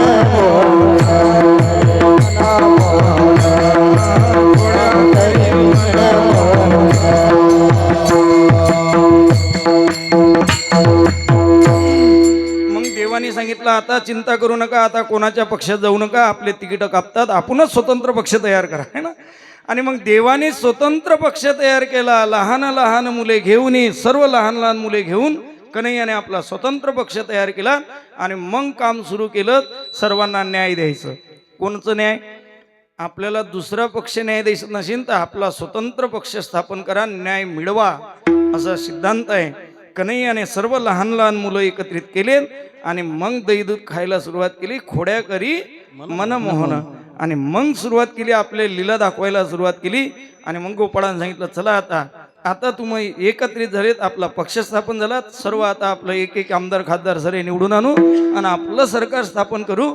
आणि मग काय करायचं? सरकार स्थापन करण्यासाठी कामाला लागा. कोणतं काम? चोरी करा. कारण है ना, सरकार चालवायचं म्हटल्यावर पहिले चोरी करावं लागते ना. म्हणून तर सरपंच झाल्यावर पहिले संडास घेऊ द्या, रोड घेऊ द्या, सर आपलं बरोबर झाल्यानंतर लोकांचा विचार आहे ना, त्याचं नाव आहे ना. पहिले मग संघटना तर केली ना, पहिले सरकार स्थापन केल्यानंतर मग काय? सरकार स्थापन केल्यानंतर सरकार पक्ष चालवण्यासाठी चोरी करा, नियम आहे. त्याचं नाही सांगत, आपलं सांगत आहे ना. म्हणून पक्ष स्थापन केला आणि पक्षाची पहिली घटना अशी लिहिली की चोरी करा. मग चोरी कशी करायची? मग ट्युशन देतो आणि मी मग ट्युशन दिली का नाही. आणि गोपाळांना चोरी करायची. कशी चोरी करायची? क्लास घेतले. मग क्लास घेतल्यानंतर चोरी करण्यासाठी काय काय लागते? म्हणे 5 गोष्टी लागतात. म्हणे काय? आपल्याला काय खायचं आहे? दही दूध तूप लोणी. म्हणे बरं, गवळणीच्या घरात जायचं, दही दूध तूप लोणी असे डेऱ्यात भरलेले असतील. मग त्या डेऱ्यापर्यंत आपला हात पुरत नाही. म्हणे बरोबर आहे. मग डेऱ्यात मडके वेगवेगळे असतील, काही ताकाचे असतील, काही लोण्याचे असतील, काही दह्याचे असतील. ते मडक्यात कोणचं मडकं रिकामं आहे, कोणचं मडकं भरलेलं आहे हे आपल्याला माहिती राहणार नाही. मग आपला हात पुरणार नाही. म्हणून तुम्ही खडे घ्या आणि एक खडा मारायचा मडक्याला आणि मडक्याजवळ टणकन आवाजाला समजायचं खाली आहे. टणकन आवाजाला समजायचं खाली आहे. लोक 7 दिवस कथा असूनही जर बाहेर राहते तर समजा मडकं खालीच आहे. काय ना, खालीच आहे. टणकन आवाज येते ना, खालीच आहे. आणि मग मडकं खाली आहे, त्याला काठी माराय. मग दुसरा खडा मारला, ढपकन आवाज आला. अरे बापरे, भरलेला आहे. सरे कामधंदे सोडून मंडपातच आहे, भरलेलं आहे ना, भरलेलं मडकं आहे समजून चला. आणि मग मडकं भरलेलं आहे, पण मग आता याला हात पुरत नाही, लोणी खायचं कसं? म्हणे मग दुसरं साधन घ्या, काठी घ्या. म्हणे काठी घेतली, काय करायचं? काठी मारायची आणि दही दूध खाली पडलं खायचं. हे ट्युशन आहे. चोरी करायचं कन्हैयाचं. गोपाळ म्हटलं, का रे कन्हैया? म्हणे काय? म्हणले का आम्हाला पेपर सोडायला तो नापास करतस का, है ना. मग हे एवढं मोठं बाकीच्या कॉप्या कसायला, है ना, पेपर गणिताचा आणि भूगोलाच्या कॉप्या घेऊन चालवले का पास होशील का? मग एवढं सामान कशासाठी? कन्हैया म्हटला, वेळे आहात का तुम्ही? ते काठी मारेपर्यंत आणि दगड मारेपर्यंत ते गवळण का झोपलेली असेल का? तिच्या घरी काही टीव्ही नाही पवित्र रिश्ता पाहून झोपायला, है ना. आताची गवळण पवित्र रिश्ता पाहून झोपली की पहाटे 9 वाजताच उठते, है ना. तसं काही चिंता नाही ना. पण त्यावेळेस काही टीव्ही नव्हती. म्हणे लगेच आवाज येताबरोबर जागी होईल. जागी झाल्यानंतर ते आपल्याला पकडायला येईल. मग काय करायचं? म्हणे एक काटे घ्या आणि ते काटे असे रस्त्यात टाका. रस्त्यात काटे टाकले, तिच्या पायात काटे रुतले की तुम्ही पळत निघायचं. दुसरा म्हटलं, का रे कृष्णा? आणि ती जर चप्पल घालून आली तर? कृष्ण म्हटलं, मग हे वस्त्रगाळ माती घ्या आणि वस्त्रगाळ माती घ्या आणि तिच्या डोळ्यात टाका. म्हटलं वा कृष्णा, चांगलं सांगतोस ले का. आणि ती जर चष्मा घालून आली तर देवानं सांगितलं तुमचं तुम्ही पाहून घ्या. है ना, जास्तच जीवाला भेटलं की जीव जास्तच तर्क करतो है ना.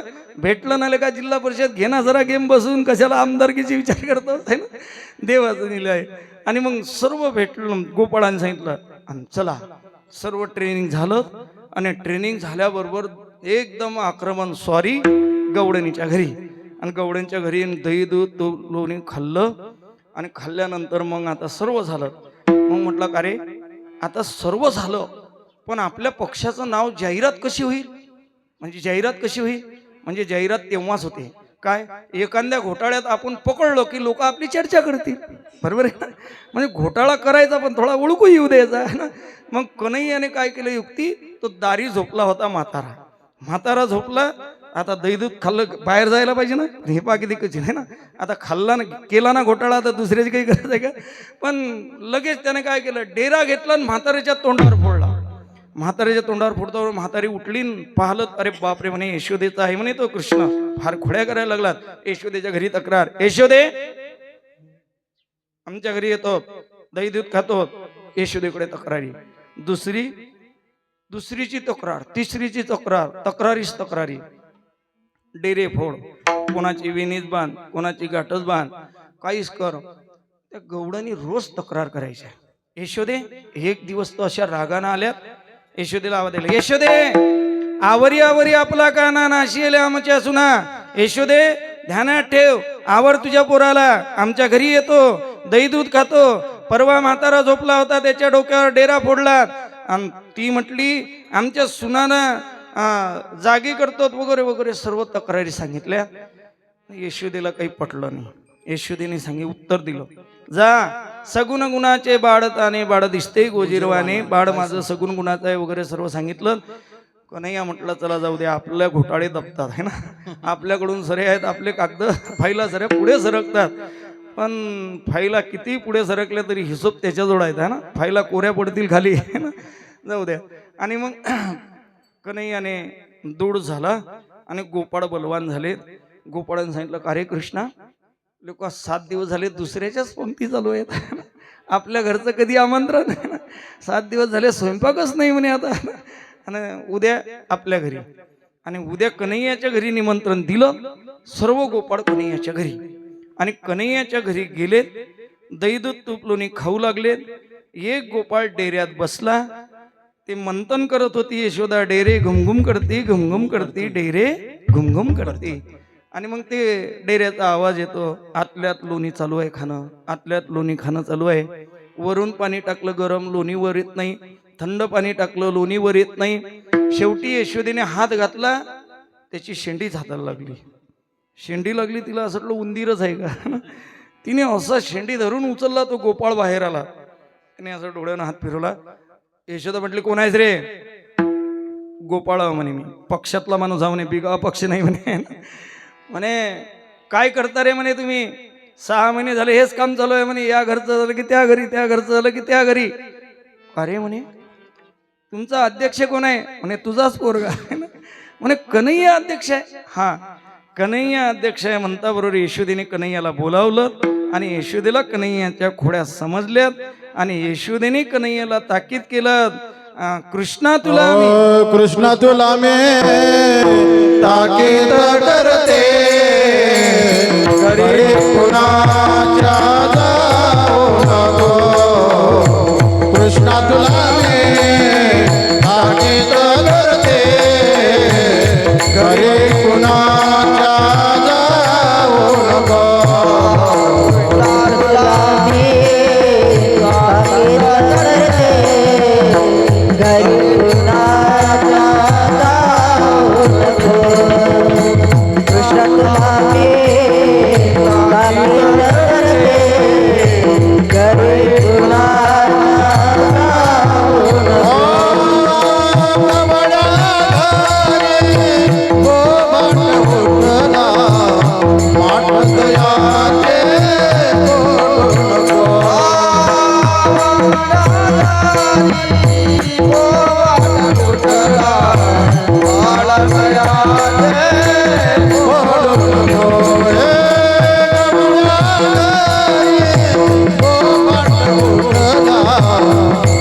हृदयाचे बोलू नको राजट तुझा पितानंद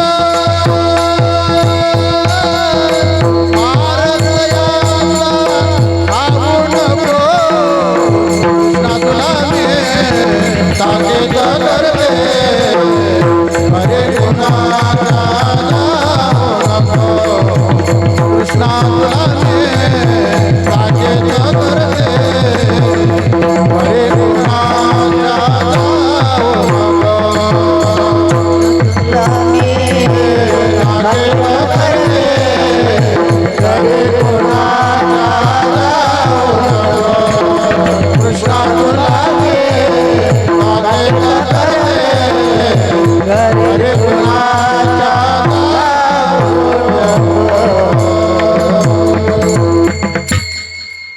कन्हैयाला ताकीद केलं. कन्हैया म्हणतो मैया आतापर्यंत बरी होती तू है ना, गवडणीला बोलत होती, आता मलाच बोलायला लागली. यशोदा म्हटली कृष्णा त्याचं कारण असं आहे, आता तू मोठा झाला, आता तू जर चोऱ्या केल्यात आणि लोकांनी जर तुला चोर चोर म्हणून प्रसिद्ध केलं तर तुझं लग्न होणार नाही ना, है ना. कारण काळजी आहे ना, कारण मुलं मोठे झाल्यानंतर लग्न होईपर्यंत तरी पोरांनी चांगलं राहिलं पाहिजे. गळ्यात माळ, मस्त कपाळाला गंध. म्हणजे आमच्यासारख्यालाही सांगायला होते बा तो टाळकरी पोरगा आहे ना, तो मस्त आहे बरं पोरगा, टाळकरी आहे ना, असं सांगता येईल ना आम्हाला, आहे ना. जर पोरं टाळच घेतली तर आम्ही काय सांगा, आहे ना. लोक आम्हाला विचारत असतात, महाराज तुम्ही एवढे गावोगावी फिरतात, एखादा पोरगा आम्हाला सांगता येते की बा पोरं चांगले आहेत, माळकरी आहेत, असं आहे ना. तसं कन्हैयाला सांगितलं, कन्हैया तू जर आता चोऱ्या करत राहिला तर सर्व गोकुळामध्ये बोबाटा उठेल आणि कोणाचे माठ फोडू नको बाबा, काही करू नको. मग काय कर, आता तू मोठा झालात, आता तुला मोठं कार्य करायचं आहे. आता काय ते करण्यासाठी तुला उद्या जाई राणा सवे घेऊन गोदना, आणि मग उद्या रानात जा. कन्हैयाचा सुंदर शृंगार केला, डोक्यावर मोराचा मुकुट घातला, पोटाला लाली लावली, डोळ्याला काजरी घातली, छोटे छोटे कुरडे कुरडे केस आहेत, जरी की पगड़ी बांधे सुंदर आँखों वाला, कितना सुंदर बाके बिहारी, कितना लागे प्यारा, कितना सुंदर बाके बिहारी, कितना लागे प्यारा. जरी की पगड़ी बांधे सुंदर आँखों वाला, कितना सुंदर बाके बिहारी, कितना लागे प्यारा, कितना सुंदर बाके बिहारी, कितना लागे प्यारा. एवढा सुंदर दिसायला लागला कन्हैया, आणि छोटासा कृष्ण आणि छोटे छोटे बछडे, आणि कन्हैया सर्व गोपाळांना घेऊन, छोटेसे गोपाळ, छोटासा कृष्ण, छोटे छोटे बछडे, आणि कन्हैया आता वनात जातो. छोटी छोटी गैया छोटे छोटे ग्वाल, छोटी छोटी गैया छोटे छोटे ग्वाल, छोटो सो मेरो मदन गोपाल. छोटे गैया छोटे छोटे बाल, छोटे छोटे गैया छोटे छोटे बाल, तुम सोने दो मदन गोपाल, तुम सोने दो मदन गोपाल. गैया छोटे छोटे बाल, आगे गैया पीछे पीछे ग्वाल, आगे आगे गैया पीछे पीछे ग्वाल, बीच में मेरो मदन गोपाल, बीच में मेरो मदन गोपाल. छोटे छोटे गैया छोटे छोटे बाल, छोटे छोटे गैया छोटे छोटे बाल, छोटे छोटे मदन गोपाल, छोटे छोटे मदन गोपाल. कन्हैया छोटे छोटे गोपाळ घेऊन वनात गेला, आणि वनात गेल्यानंतर अगासूर, बकासूर, धेनुकासूर वगैरे सर्व राक्षस मारलेत, खेळ खेळलेत नाना तऱ्हेचे. आणि खेळ अनेक खेळ, खेळ मांडीला वाळवंटी घाई, आणि मग वाळवंटात नाना तऱ्हेचे खेळ मांडले, चेंडू दांडू हमामा हुतुतू लगोरी सर्व खेळ खेळलेत. अबक दुबक तिबक पोरा हमामा पोरा हमामा वगैरे सर्व खेळ झालेत. आणि मग खेळ झाल्यानंतर गोपाळांनी कन्हैयाला सांगितलं, कन्हैया बरं होतं म्हणे गड्या गावात, है ना. 11:30 वाजले की लगेच जेवण, आता 12:30 वाजले तरी आता काही अजून खेळ संपत नाही. देना बाबा लवकर, आता खांदी भार पोटी भूक काय खेळायचे सुख. आणि मग हा खेळ भगवंत खेळलेत. आणि खेळ खेळताना देवानी सांगितलं बाबा बस आता सर्वांना जेवण द्यायचंय, पण सर्वांच्या घरच्या शिदोऱ्या एक करा. पण एक करत असताना एक लक्षात ठेवा, काय जशी माझी शिदोरी आहे तशी तुमची असली पाहिजे है ना. जैशी माझी तैशी तुमची, जशी माझी तशी तुमची. असं म्हटल्यानंतर कन्हैयाने सांगितलं जाऊ द्या. गोपाळ म्हटले देवा तुझ्यासारखी तर नशील, पण मग म्हटलं जाऊ द्या, आता तुम्ही माझ्यासोबत राहिले, माझ्यासोबत एवढे खेळ खेळलेत, पण असं आहे, पण माझंच नका घेऊ, तुमचंही काहीतरी द्या. आणि तुमचं काहीतरी द्या म्हटल्यानंतर आपापल्या घरचा आणा. गेले ना गोपाळ पळत आपापल्या घरी आणायला. आता घरी आणायला कोणाच्या घरचं काही, कोणाच्या घरचं काही. तो एक बिरवा मंगल गेला आणि तो बिरवा मंगल पळत पळत घरी गेला. आणि बिचारा गरीब होता, गवळी होता, काही नव्हतं घरी. डबे पाहिले सरे रिकामेस, काही डबा नाही, काही नाही. आई रानात गेली गाई चरायला, स्वयंपाक चपाती नाही, भाजी नाही, कालवण नाही, काही नाही, काही नाही. मग लय हे मडके पाहिले आणि एका मडक्यात 2-3 दिवसाचं ताक दिसलं. आणि ते ताक दिसल्यावर एवढा आनंद झाला, म्हणे सापडलं गड्या कृष्णाला द्यायला काहीतरी. आणि मग आता द्यायचं कशात, काही थर्मास नाही, काही टिफिनचा डबा नाही, काही नाही, काही नाही. त्याने सांगितलं एवढा वेळ केल्यापेक्षा 12:30 वाजले, कन्हैयाला भूक लागली, लवकर दिलं पाहिजे, डबे पाहण्याला कुठे वेळ आहे. मग डबाच नव्हता, त्याने आधुनिक डबा वापरला. कोणचा, ते तोंडात घेतलं. तोंडात घेतलं आणि ते तोंड बंद केलं आणि आतमध्ये ठेवलं, पळतच आला. आता पळत आल्यानंतर कृष्ण सांगितलं घे. आता बोलता येत नाही, बोलता येत नाही. हा एवढा बहादर कृष्णाला खाली पडलं, खाली पडलं आणि त्याच्या छातीवर बसला आणि तोंड असं केलं आणि तोंडात टाकलं. गवडियाची ताक पिरे काय पोरे चांगली. आणि मग असे नाना तऱ्हेचे खेळ खेळे भक्तीमध्ये असा कन्हैया रमला. गोपाळांना सांगितलं बाबा आता खांदी बार पोटी भूक काय खेळायचे सुख. सर्व गोपाळांना कन्हैयाने बसवलं. खेळ कसे खेळलेत, आध्यात्मिक भाव याचे 2-3 फार सुंदर आहेत. आपलं नियोजित वेळ आता संपत आलात, कारण कसं आहे आता काल्याचा प्रसंग आहे, स्वयंपाक सर्व तयार आहे. आणि काल्याचं कीर्तन म्हटलं की सर्व कार्यकर्ते असे तत्पर असतात है ना, आणि ते सर्व अटपावं लागते. काल्याचं कीर्तन हे काही फार मोठं असं याच्यावर नाही. काल्याचं कीर्तन कशा स्वयंपाकावर कीर्तन आहे. आणि स्वयंपाक म्हटलं ते सरे पंक्ती बसायची गडबड असते.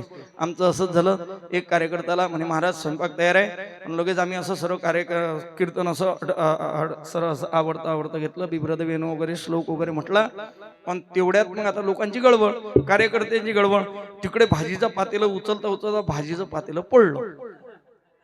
आता भाजीचं पातेलं पडल्यावर आता काय करावं, एक कार्यकर्ता पळतच आला, म्हणे महाराज लांबवा. म्हटलं आता हे श्लोक म्हटलं सरळ झालं ना, आता भैरवी होत आली नाही, म्हणे लांबवा म्हणे. म्हटलं आता किती लांबवलं तरी ऑरेंज तेवढाच आहे. फवारा द्या कसं आहे, DAP द्या, ऑरेंज तेवढाच आहे, तुम्ही कसंही वाजवा ऑरेंज तेवढाच आहे ना. आणि सांगितलं. म्हटलं आता काय करावं. मग मी सांगायला सुरुवात केली. म्हटलं सत्यनारायणाची पूजा केली पाहिजे. सत्यनारायणाच्या पूजेमध्ये आंब्याचे पानं, निंबाचे पानं नसतात, बोरीचे पानं नसतात, याचे पानं नसतात, त्याचे पानं नसतात, त्याचे पानं नसतात. कार्यकर्ते ते टाळकरी म्हटले आता लोक बरे होते महाराज, कशा काय गोळ्या संपल्या रे, कशा गोळ्या संपल्या का म्हणे, याचं काही खरं नाही का, दिलीप भाऊच्या पार्टी झाले का म्हणे, काही समजत नाही म्हणे. आणि कसं काय झालं, दिलीप भाऊ सारखे पळत झाले म्हणे महाराज. कवडे भाऊ होतेच आमचे तत्पर कार्यकर्ते पळत झाले. सांगितलं महाराज पानं कशाचे नसतात सांगू नका, कशाचे असतात सांगा. म्हटलं पानं कशाचेच नसतात, पण भाजी होईपर्यंत सांगाच लागतात है ना. तसं आता नियोजित वेळ आपला संपत आला. भरपूर आध्यात्मिक व्हायत कधीतरी आपण पाहणार आहोत. कन्हैयाला गोपाळांनी सांगितलं बाबा आम्ही खेळलो ना तुझ्यासोबत, आम्ही झालो ना तुला समरस, आम्ही केलं ना तुला समर्पण, आम्ही केलं ना तुझं चिंतन, आम्ही आलो ना सर्व सोडून तुझ्या जवळ. ऐकलं ना बाबा 7 दिवस तुझी कथा, सोडले ना आम्ही कामं है ना, दिले ना महाराज लोकांना दक्षिणा है ना, बसलो ना आम्ही 2-2, 3-3 तास, आम्ही घेतला ना विना पहारा, ऐकले ना आम्ही कीर्तन, आता तरी आम्हाला दे बाबा. आणि मग कन्हैया प्रसाद देतो, त्याचं नाव काला आहे. तो प्रसाद कृपारूपी प्रसाद आहे. तेव्हा कन्हैया कृपा करतो की त्याच्यात ताक असलं तरी उष्टप येतो, पण कधी असं काला आहे. आणि मग असा हा काला आहे, त्याचे आध्यात्मिकही भाव पाहता येतील. पण आपण सर्वांनी खूप आनंदाने सप्ताह केला. खरं तर सप्त्यामध्ये सर्व कार्यकर्ते मंडळीचे खूप खूप धन्यवाद आहे. त्यांनी खूप धावपळ असते कार्यकर्त्यांची, पण विशेषतः सप्त्यामध्ये एकाच अंगाने एकाची सेवा नसते, अनेकाची सेवा असते. किती सेवा आहे बघा बरं. आज 7 दिवस विना पहारा सोपं नाही. सर्वात महत्वाचं आहे सप्त्यामध्ये कीर्तनकार सापडतील, पण विना पहाऱ्यावाले नाही सापडत. आणि त्याच्यापेक्षाही सर्वात महत्वाचं सर्व कथाकार सापडील, कीर्तनकार सापडील. आता कीर्तनकार कथाकाराची कमी नाही, पूर्वी कमी होती. पूर्वी कीर्तनकाराची कमी होती, कथाकाराची कमी होती. आता तसं नाही. आता ठोकर लागली कोणाला? कथाकाराला. एवढे कथाकार झाले ना, एवढे कीर्तनकार झालेत. पण सर्वात महत्वाचं टाळकरी कमी झाले है ना. मी सांगत असतो हे टाळकरी सोपे नाही. हे टाळकरी म्हणजे एक एक टाळकरी म्हणजे एक एक सोन्याचं बिस्किट आहे ना. एक सोन्याचं बिस्किट म्हणजे एक टाळकरी आहे. तुम्ही म्हणसाल महाराज कशावरून? मी तुम्हाला हिशोब सांगेन. बघा, तुम्ही सप्ताह करता. आता जवळजवळ आपल्या गावात हा सप्ताह झाला, तर एवढ्या मोठमोठ्या पंक्ती झाल्या. मला सांगितलं त्या ताईने 42,000 रुपये खर्च आला पंक्तीचा. सोपी पंगत होती का? खवा होता, त्याच्यात खवा है ना, बर्फी है ना, आणि बर्फी, जिलेबी है ना, बालुशाही, सर्व गोड पदार्थ, सर्व पंक्ती. आता एका पंक्तीचे 40,000, आपण 30,000 धरा. 30,000 जरी पंक्तीत धरले तरी 14 पंक्ती झाल्या. किती झाले महाराज? 14 त्रिक 42. किती? 42, 43,000 है ना. 43 किती? आता तर काही हिशोब जाऊ दे, आता आपलं डोकं त्याच्यात नाही. नंतर है ना, म्हणजे 2-4 लाख रुपये तर पंक्तीत गेले, बरोबर आहे की नाही? 2-4 लाख रुपये पंक्तीत गेले ना. आता तसे कीर्तन कराल तुम्ही 11,000 रुपये दिले असतील है ना. 11,000 तसे तर कीर्तनकार लय घेतात, पण तुमच्यासाठी कमी घेतले असतील. 11,000 दिले असतील तुम्ही है ना. 7 कीर्तनकाराचे धरा, किती? 11 7 77 गेले की नाही 5 लाख रुपये. कथाकाराचे धरा 50 है ना. बापा ब्राह्मणाला दिली बसरी, हळूहळू पाय बसरी. जाऊ द्या, धरा फक्त. तुम्ही का दिले है ना, धरा. हो म्हणा, होई म्हणत ना बाबा. हो गंमत गंमत हो म्हणा ना. कवळेवा तुमच्या जोडचे द्यावं लागतील. हो नका म्हणू, घाट्यात नका जाऊ द्या. आपण कशाला फसता? गावकरी नाहीत म्हणत तुम्ही कशाला फसता? युवा या का तुम्ही या गावचे? आणि सांगितलं बरं धरा. आता मृदंगवाल्या महाराजले धरा 25,000, 25,000 यांचे. गायक टाळकरीले धरा 5-5 गंमत गंमत आहे बरं कवळेबा, नाही तर लावजा नाही. 5-5 यायचे धरा. हे झाले 50, 25, 50, 77 म्हणजे जवळजवळ आपल्या सप्त्याचा खर्च धरा 7 लाख रुपये, बरोबर आहे की नाही. 7 लाख रुपये गेले. मग 7 लाख रुपये जाऊन आपल्या गावातले जर एका सप्त्यात 2 टाळकरी झाले तर एक टाळकरी केवढ्याचा पडला? गणित येते तुम्हाला. 7 लाख रुपये सप्त्याला खर्च आला आणि एवढा सप्त्यात फक्त 2 टाळकरी झाले. केवढ्याचा टाळकरी पडला? 3.5 लाख रुपयाचा एक सोन्याचं बिस्किटच आहे है ना.